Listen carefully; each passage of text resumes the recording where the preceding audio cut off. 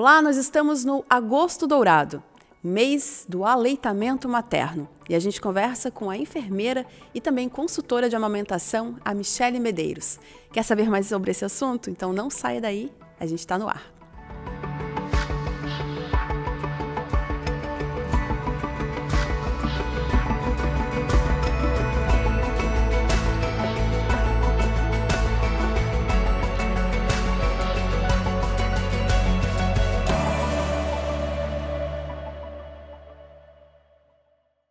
Em nome da Unicred da Maria Rocha, hoje eu recebo aqui a Michele Medeiros. Ela é enfermeira obstetra e também consultora de amamentação.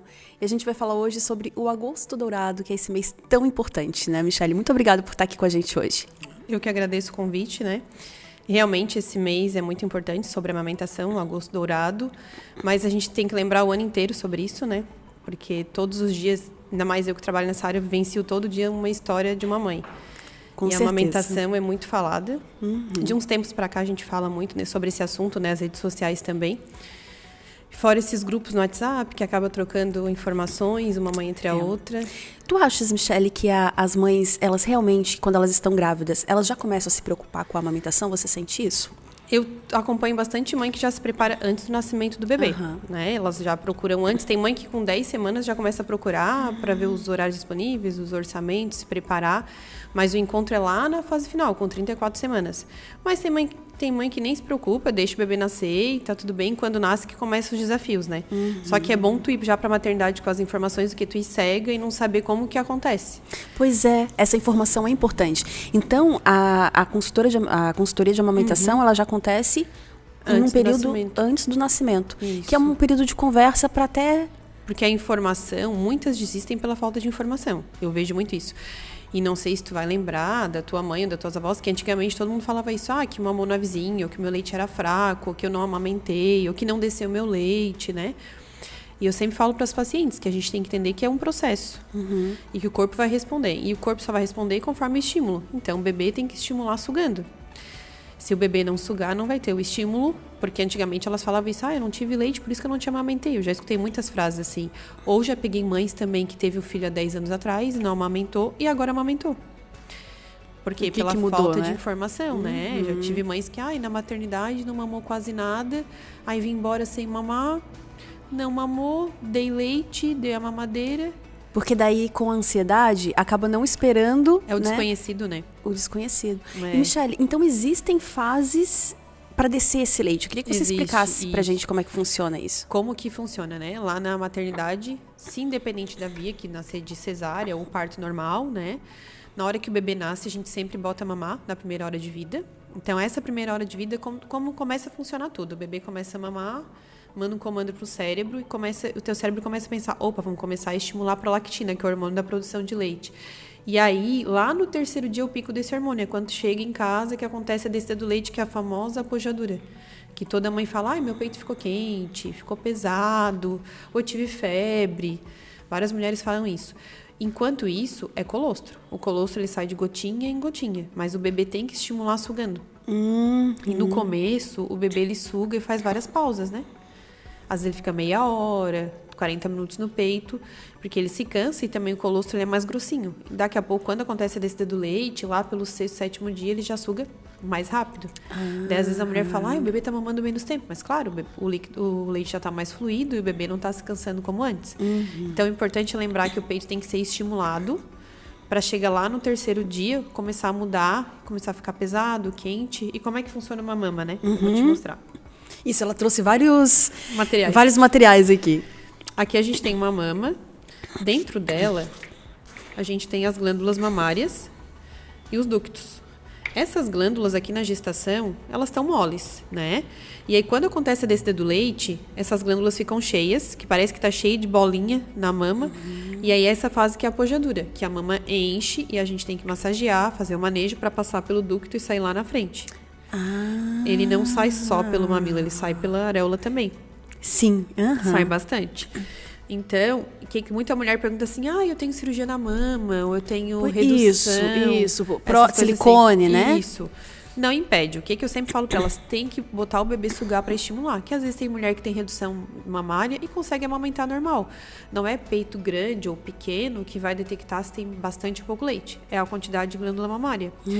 E tem médicos mais antigos que tiravam todas as glândulas. Tem médico que tira só um pouco. Então, a técnica mudou. Então, às vezes, tu consegue amamentar normalmente, teu bebê ganha peso e tá tudo certo. Sim. Michele, e essas glândulas, elas ficam cheias já perto do nascimento? Lá na pojadura, lá no 3º ao 4º dia, que é quando o peito começa a mudar. Primeiro, o teu peito tá mole. Então, quando eu ganhei, meu peito tá Normal. Tá normal. Só tá saindo colostro de gotinha em gotinha. O bebê vai sugando. Lá no 3º dia, esse pico da prolactina, que é o hormônio da produção de leite, ele vai lá em cima. E aí o teu peito enche, que é quando as glândulas vão ficar cheias. E aí, nessa fase que a mama fica engurgitada, que tem que massagear para poder esse leite passar pelos ductos e sair aqui na frente. E nessa fase, o que pode acontecer Pode acontecer... que não dá certo? Então, pode acontecer a mastite, né? Que o leite ficar ali parado, empedrado.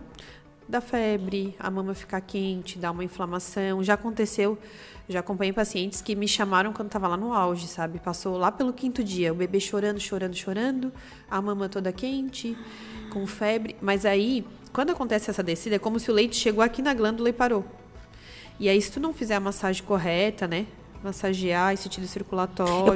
A gente mesmo... Pode fazer. A mulher mesmo Isso, pode fazer. Pode fazer. Massageando com as pontas dos dedos, massageia a areola. Às vezes debaixo de um banho quente, assim, Do banho ajuda. quente a gente não usa mais. Não? Por quê? Porque a água quente dá vasoconstrição, então ele vai encher mais ainda, né? Então é pior ainda. Antigamente todo mundo passava... Errado, então. Mas a gente vai aprendendo, né? Antigamente passava pente e banho quente. Todo mundo ia para baixo do chuveiro e passando pente. O que acontecia? A mama enchia. Daí, aí que o bicho pega, né? Eu sempre falo. Então, o que tu vai fazer? Vai fazer a massagem. E eu sempre falo o quê? A areola. Agora, a areola. Se a areola estiver assim, ó, esticadona, o bebê não consegue mamar. O bebê vai mamar, vai fissurar e às vezes não vai vir nada, porque o peito tá muito cheio. Daí que entra, que a gente fala hoje em dia, a ordenha de alívio. É tirar uns 15 ml de cada mama pro bebê conseguir sugar e a areola voltar a ser maleável. Entendi. E tira na pia, vai pode ali, ser manual, pode ser na máquina. Hoje em Aham. dia tem as máquinas de ordenha elétrica, tem a manual, tem várias marcas. Eu gosto mais da elétrica, né? E aí essa quantidade que fica o peito cheio dura uns 5 dias, depois normaliza a produção. Conforme teu bebê vai sugando, a produção vai normalizando. Então isso é só questão de uns dias. Sim. Fica tudo certo. O importante é não deixar de estimular. Pode também ofertar as 2 mamas na mesma mamada, para ajudar a normalizar a produção mais rápido. É como se o teu corpo pensa assim, vamos produzir, vai descer o leite, o peito vai encher, vai enchendo. Só que daí, daqui a pouco, teu bebê vai mamando, a produção vai normalizando, que daí teu peito vai produzindo o que teu bebê vai mamando. A quantidade certa. Porque no começo, o que o peito faz? Ele estoca leite, mas a função do peito é produzir. Então, 80% do leite é durante a sucção do bebê. Então, enquanto o bebê está sugando, o leite está sendo produzido. Por isso que agora, tipo, se a pessoa amamenta com o bebê com 6 meses ou 1 ano, a mama tá mole, não tem problema, porque 80% enquanto o bebê tá mamando tá sendo produzido. E a gente depois se engana pensando, ai, meu peito tá mole, eu não tenho leite. Tem leite. Esse é o pensamento de toda mãe. Eu também acho isso às vezes. Eu Tu amamento pensou isso ainda. já?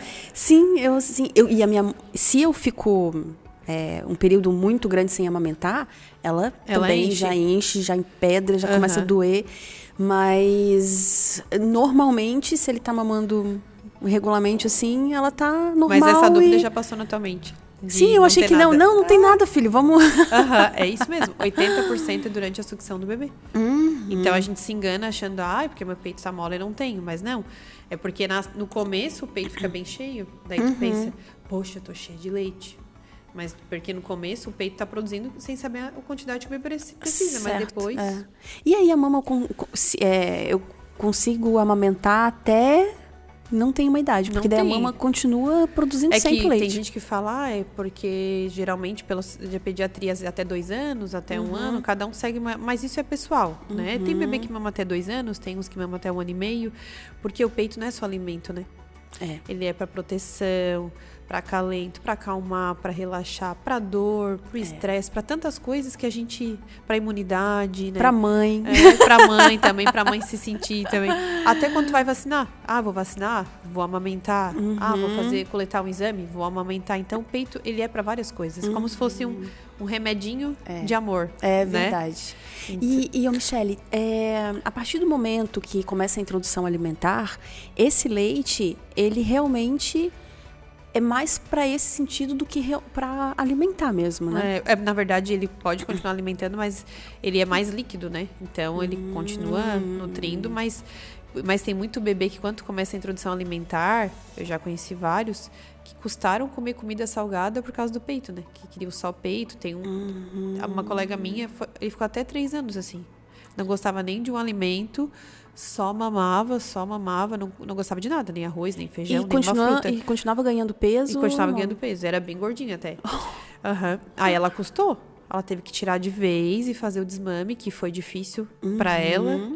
Pra ele foi, mas pra ela também, é como tu falou, pra gente, é até bom pra mãe também, né? Porque a mãe, que querendo ou não, eu sempre falo, é bom gestar, é bom carregar, é bom amamentar também, dá saudade, né? Aproveitar essas fases sempre falo todas, assim, né? Aproveitar, porque passa rápido.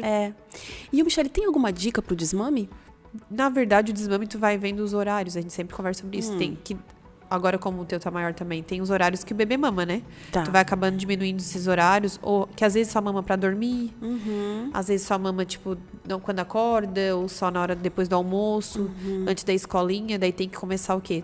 Pedir pra alguém fazer dormir, daí tu trocar com essa pessoa essa função, porque o cheiro da mãe acaba sempre estimulando, né? Chegou perto. E eu acho, às vezes, assim, algumas mães usam umas técnicas do tipo, passar babosa, porque daí, né, a coisa hoje vai em dia mamar a gente não fala tanto, mas tem gente que ainda fala, passa babosa, enfaixa o peito, diz que o peito tá machucado, é umas coisas mais sentimentais. Mas isso é triste pra criança também, né? Porque parece que daqui a pouco ela acha que pode ter machucado. Fica ela com nojinho, alguma coisa, né? Antigamente se falava muito isso, hoje em dia a gente vai alternando os horários da amamentação, ou tentando... se ele só mama pra dormir. Tenta o marido fazer o bebê dormir, pra tentar não sentir esse cheiro e se acostumando, vai diminuindo todos os dias, pra ir tirando. Tem pessoas que são especialistas em desmame hoje em dia, profissionais, né? Aqui em Tubarão já não tem, mas tem online, que é bem difícil. É pros dois, né? Porque é a dupla mãe e bebê, que já é um desafio no começo, pra te começar a amamentar. E eu sempre falo da amamentação, que é uma persistência e paciência, porque é um dia de cada vez. E também é difícil tu desvincular, né? Tu custa estabelecer esse vínculo pra tudo fluir. Aí quando tá fluindo, tá tudo super bem, tudo redondinho, daí às vezes, eu vou ter que diminuir ou desmamar. Daí... Mas eu acho que se esse processo for natural, ele é mais fácil pros dois, assim, né? Como você falou, vai diminuindo, né? Não fica oferecendo tanto, o peito, o próprio organismo já vai entendendo que o bebê não tá mais mamando tanto, já começa a produzir menos. Vai diminuindo, E assim, às vezes eu tem acho que tomar medicação, né? Daí tem mulher que tem que tomar medicação.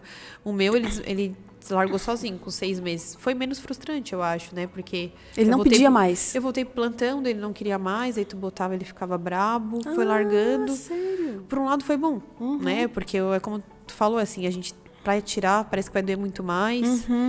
E eu sempre falo, aproveita a fase, amamenta, dá colinho, fica aqui sentindo o cheiro do bebê, curte, porque depois... é do mundo. Não volta. Não volta, né?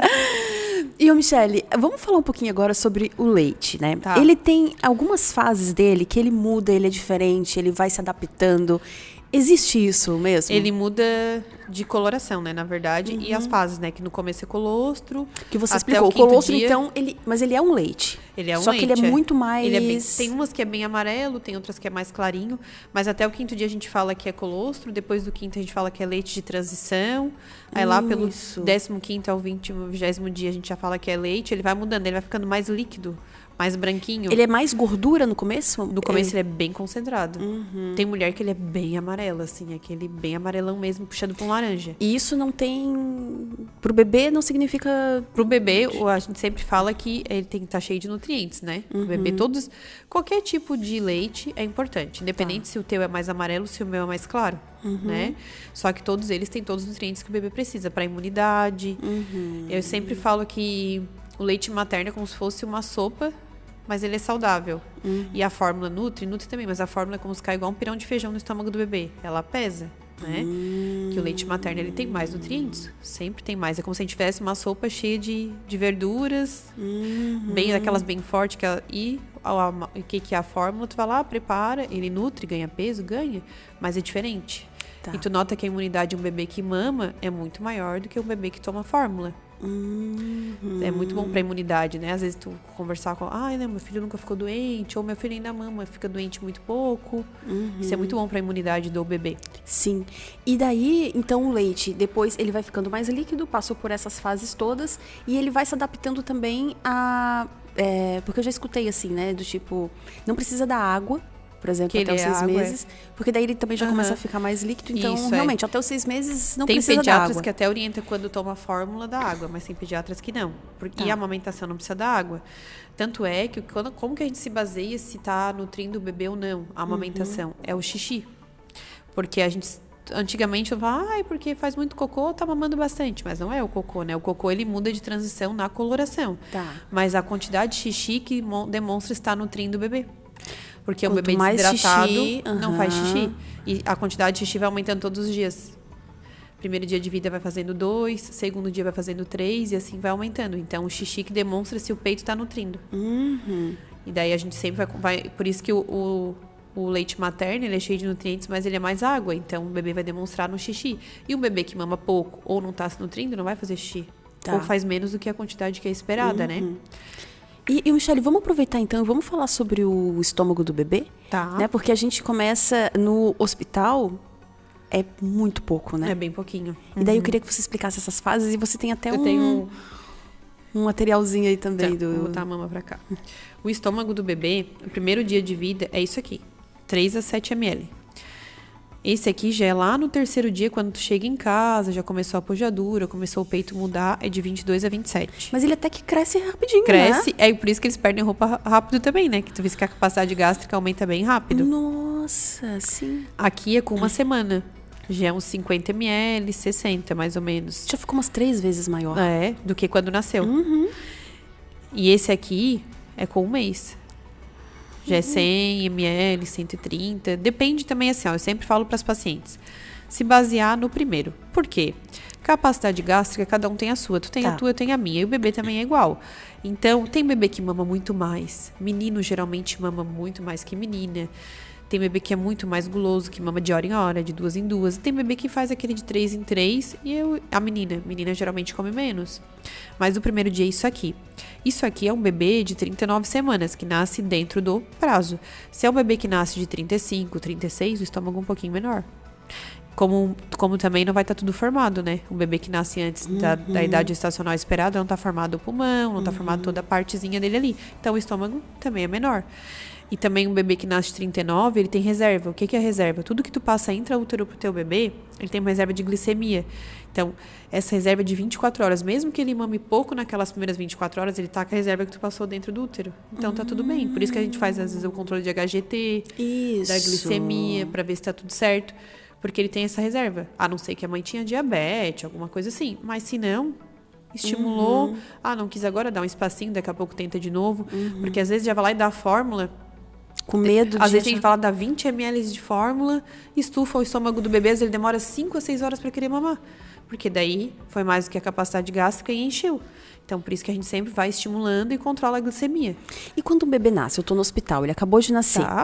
Eu dou o peito para ele, eu deixo...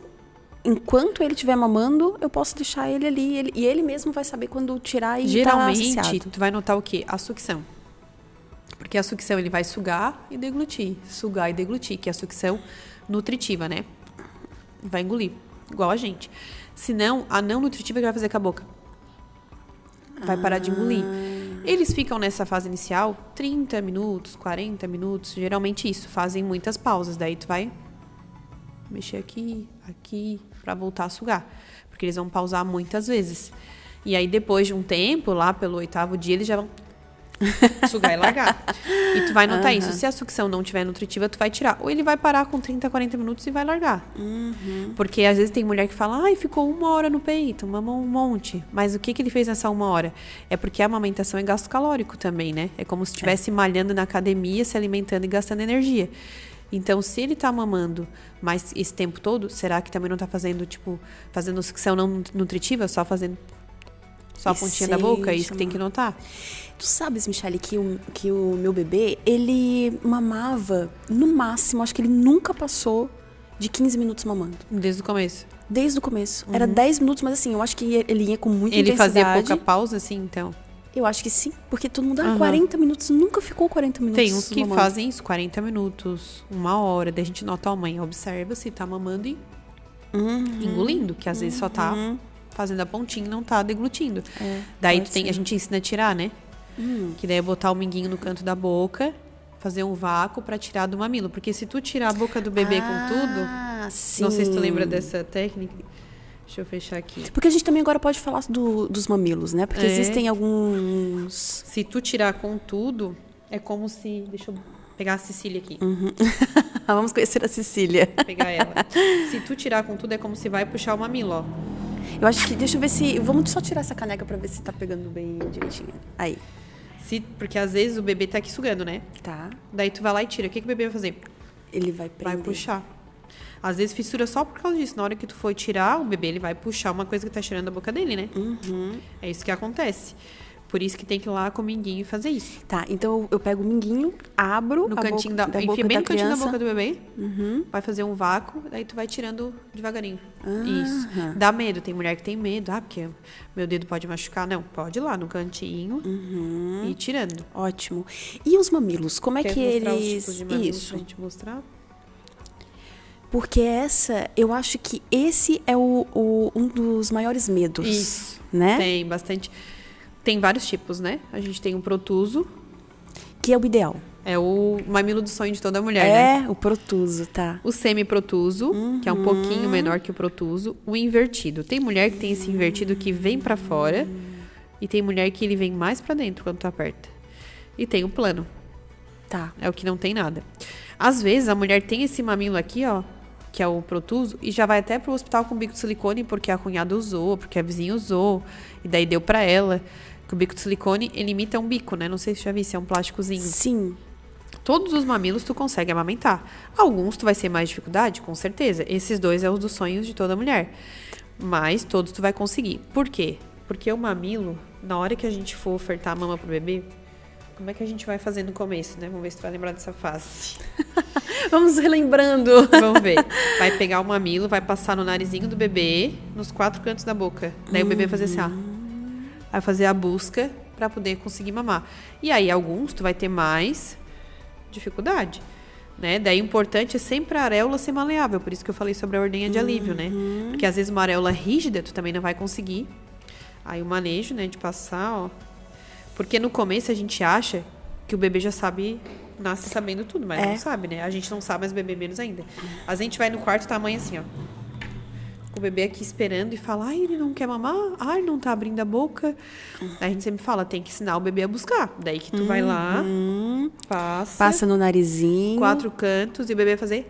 Aí ele que vai buscar pra abrir a boca. Isso aí tu vai fazer 2, 3 dias, depois o bebê já vai automático, né? Já vai.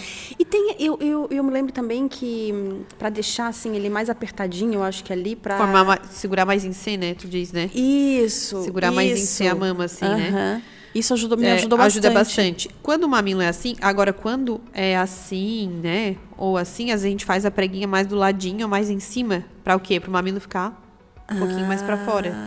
Porque o mamilo... Aqui tá a linguinha da Cecília.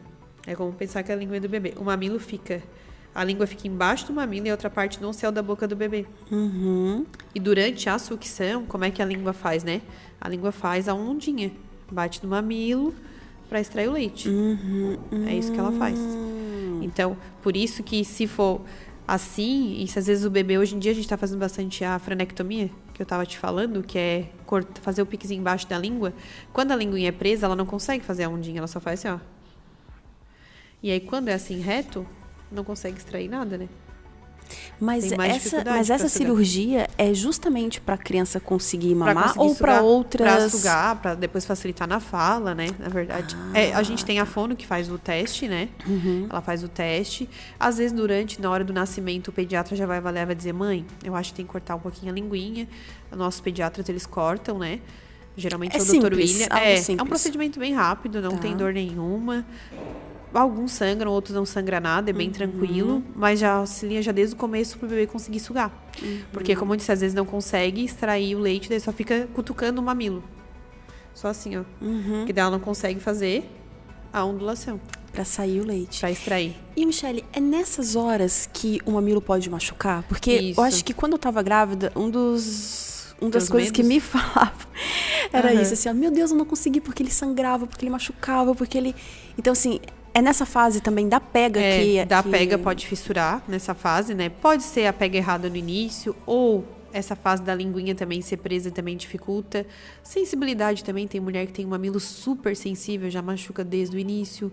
Antes de ganhar, pode estar machucado? Não, antes de ganhar não. Quando Tá. começa. Porque às vezes, ó, vamos dizer que tem mastectomia. Daí aqui a areola é reconstituída, é bem fininha, tem mulher que já machuca assim.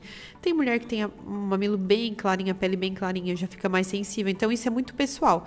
Às vezes elas falam, ai, já pegou errado. Às vezes não tá pegando errado. Às vezes eu tenho um mamilo que é sensível. E tem alguma coisa que pode ser feita nesse Hoje caso? em dia a gente faz o laser, né? Não sei se já ouviu falar. Que a gente faz o laser pra fissura e também usa as pomadas de lalolina pra auxiliar. Que ajudam...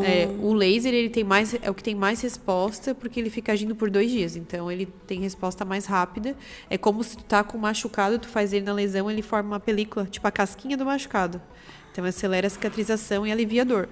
É o método melhor que a gente tem. E a pomada tu vai usar todos os dias, né? Daí o médico já dá na receita na alta a pomada. Ah, sim. Porque ele realmente, o bico do peito, ele começa já a fazer um calinho. Machucando.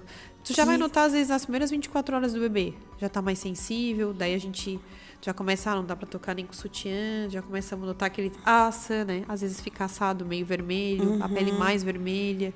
Tu E já tem nota a mulheres diferença. que não Tem sentem mulher que nada. não sente nada. Tipo, eu fui uma, né? Eu não tinha mamilo. Meu bebê ficou na anel, né? Meu filho. Eu tive que usar bico de silicone. Pra sempre é bebê. É, sempre vai ser, né? Eu tive que usar bico de silicone. O bico de silicone, ele funciona mesmo nesses casos. No meu, tipo, eu sim retinho, eu tive que usar, senão não ia conseguir amamentar. E eu tive hiperlactação, que é? Que é muita produção de leite. Eu tive, além do normal. Eu ordenhava, doava, amamentava e ainda tinha... Não parava, Sério? sempre tinha, assim. E isso é seu também, é da mulher. É porque eu sempre tive bastante glândula mamária, então quanto mais glândula mamária tu tem, mais tu vai produzir. E aí ele ganhava bastante peso. Só que tem mulher que usa o bico de silicone 1 horinha, o bebê mama já começa a sangrar, já corta. Eu nunca tive nenhuma fissura, graças a Deus, nunca machucou. Então isso é muito pessoal também, de cada mama, sabe? Pele mais fininha, mais sensível. E, Michele, dura quanto tempo, por exemplo, se eu machuco, né? Tá. Machucou. Eu faço laser, vou passando a pomada, mas isso, o peito, uma hora, ele vai ficar ok pra mamar ou isso pode ser muito doloroso durante muito tempo? Depende também da lesão, né? Tem mulher que às vezes lesiona de abrir, de fazer um buraco, né? E às vezes esse buraco tem que fazer 6 laser, 7 laser. E às vezes é só um machucadinho. Aí tu faz 1 laser, 2, melhora. Então depende da lesão. Tu pode continuar amamentando em cima daquela lesão normal, né? Mas o laser é para acelerar isso para responder mais rápido, não tem problema. Então não tem um tempo específico, depende do tamanho da lesão. Pode acontecer de teu bebê mamar, tu cortar tudo aqui, ó, já aconteceu. Cortar todo aqui de fora a fora. É como se a pelezinha tá caindo, sabe? Acontece. Dói bastante, tu amamentar, sangra. O bebê pode mamar sangrando, pode mamar. O bebê pode engolir casquinha, não tem problema. O problema é a dor que tu tá sentindo naquela hora, que Daí, seria às uma vezes, hora a de mulher já vai prazer, amamentar, né? já fica assim, ó. Vai ficar dura. Ai, tem várias que ficam. Mas, e aí tem posição que vai ser melhor, tem outras que vai ser pior, assim. Também tem o ajuste disso, da posição, pra ver se dá uma aliviada naquele momento, né? Mas o que eu digo é que, então, por exemplo, se uma mulher ela tem uma lesão que não foi tão grave, ela tratou, então assim, não quer dizer que vai ter que ser sempre fazendo laser ou sempre... Às vezes faz uma Daqui a vez, pouco, 2 já melhora. Já melhora É e isso. vai e pode naturalmente. acontecer de fazer 1, 2, passou 8 meses, sei lá, o bebê tá com dente, machucou. Daí fez. Ou aconteceu mastite, e acabei ficando sem ordenhar, ou machucou, ou o bebê mamou a noite inteira e assou. Pode acontecer várias situações, né? E daí chega uma fase que eles começam a mamar e já olhar o que tem ao redor, né? Já puxa o maminho, não sei se tu lembra dessa fase. Daí machuca, fica mais sensível. Agora o Bernardo, ele tá assim, ele tá com dente, né? Aí ele vem só assim, ó. É? E ele olhando pra mim, tipo assim, se tu morder... Já vem pensando em fazer arte, né? Já? Então assim, e aí essa fase que morde, porque daí machuca, Às vezes sangra, daí dá pra fazer também. São várias fases que pode acontecer. É que nem a mastite, não é porque tu teve uma vez, tu não pode ter mais. Pode recorrer, né? Pode acontecer. A fissura também. E, Michele, existe diferença entre a sucção, né, do seio, do leite materno, e depois de uma chupeta ou de uma mamadeira? É diferente e atrapalha então, a gente sempre fala sobre o mamadeira? risco de confusão de bico, né? Isso. Porque no peito, quando o bebê começa a sugar, ele começa a sugar. Não vai botar o bebê que sugar e já vai vir um leite jorrando, assim. O bebê começa a sugar. Depois de 2, 3 minutos, acontece o reflexo de ejeção, que é a saída do leite. Daí, 2, 3 minutos depois, tá sugando. Daí, daqui a pouco de novo. Se tu vai dar na mamadeira, vai ser o quê? Fluxo contínuo, né? É igual a gente tomando água. E aí o bebê vai se acostumar na facilidade, porque ele não vai estar cansando, ele vai estar tomando direto. A gente fala sobre isso. E também o risco de confusão pelos tipos, né? A mamadeira é um bico, o mamilo é outro, a chupeta é outro. Mas tem bebê que mama, toma na mamadeira, chupa bico e não faz confusão. Não tem como saber assim, o teu vai fazer, o meu não fez, ou vice-versa. E se ele fizer confusão, o que pode acontecer? Daí tem que tirar, pode desmamar. Ah, pode desmamar, porque ele não consegue mais mamar. Daí ele começa assim, ó, chega no peito, aí tu vai botar o bebê, né? O bebê fica... E, tipo, querendo assim, não quero. E se joga pra trás. Aí, às vezes, tem que tirar o bico, ou começar a ofertar de outra forma. Tipo, às vezes tem que voltar a trabalhar e alguém tem que cuidar. A avó, né, outras pessoas. Aí dão na mamadeira. Aí vai ter que dar no copinho. Só que eu sempre falo isso para as pacientes, né? Quem vai ser rede de apoio? Tem que pensar também, às vezes é a tua mãe, e a tua mãe só consegue dar na mamadeira. Que todo mundo precisa trabalhar, né? Tu tem que sustentar, tu tem os gastos, então não adianta tu pensar, não, eu vou dar no copo para não desmamar, vou dar na colher dosadora para não desmamar. Mas se for a tua mãe, para ela vai ser melhor na mamadeira. Então tem que pensar em tudo isso.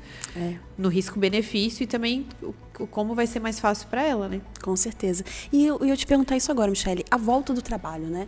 Antigamente as mulheres, elas ficavam mais em casa com os filhos, enfim. E de um tempo pra cá não existe mais isso. 4 meses já tá às vezes indo para uma creche, né?